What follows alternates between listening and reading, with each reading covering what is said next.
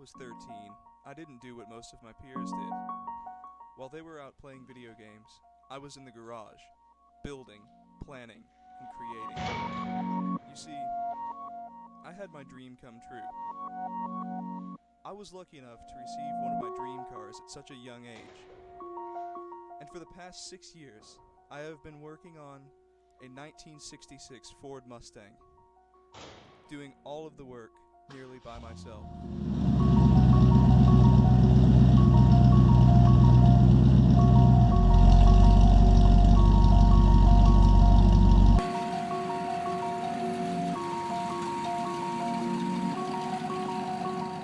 This is my story.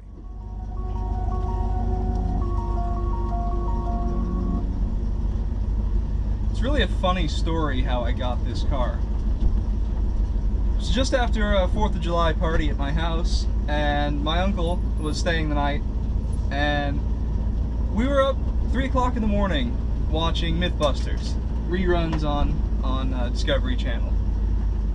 When they're doing a myth, they're looking for a car in a junkyard, and I mentioned to my uncle, I'm like, hey, you know, wouldn't it be cool if, like, I could get an old beat-up car and restore it and, like, you know, make it a show car? He said, yeah, that'd be really cool. How about you keep your eye out for something cool like a Mustang or a Chevelle? And I was like, yeah, man, that'd be nice. I didn't think a whole lot about it, honestly, because I was 13 at the time. So I thought to myself, who's really gonna buy a 13-year-old a car? So I don't think much of it for about a month. August rolls around, and I get a phone call from my uncle. And I pick up the phone, and he simply says, hey, I bought you a car, where do you want me to take it? Just absolutely flabbergasted, I finally was able to utter out my grandpa's shop. I can work on it there. He's got a shop he'll let me use. So I get it there, and when I see it for the first time, I'm in shock.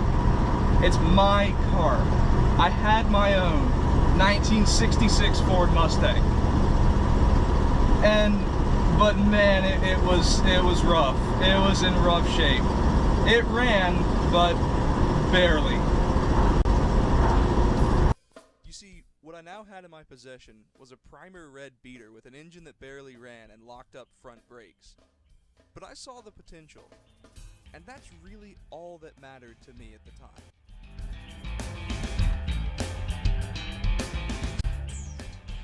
So I got right to work. First I tore down the car, inside and out. Then I went on to replacing the brakes.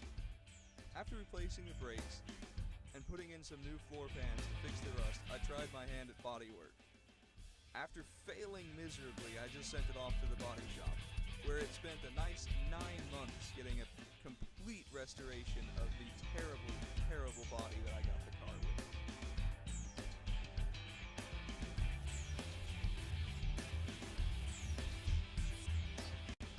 But the wait was well worth it.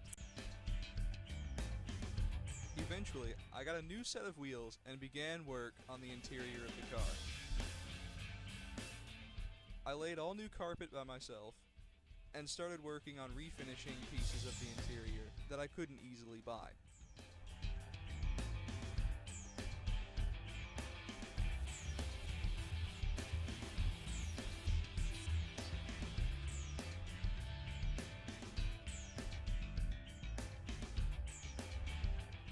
Finally, after years of working on this car in my spare time, I had something that I could be proud of.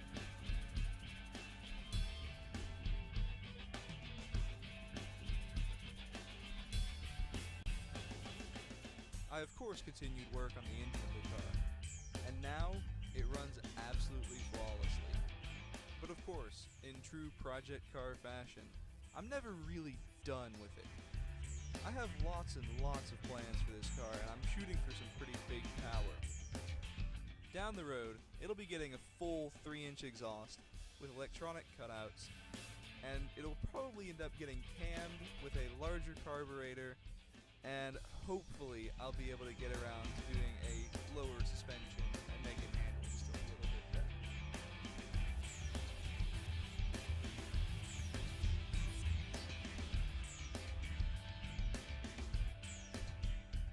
All in all, restoring a car has probably been the best experience of my life. It taught me many, many things about patience and determination. And what I want to leave you with is, don't be afraid to dream. If you have a dream, you will be able to achieve it.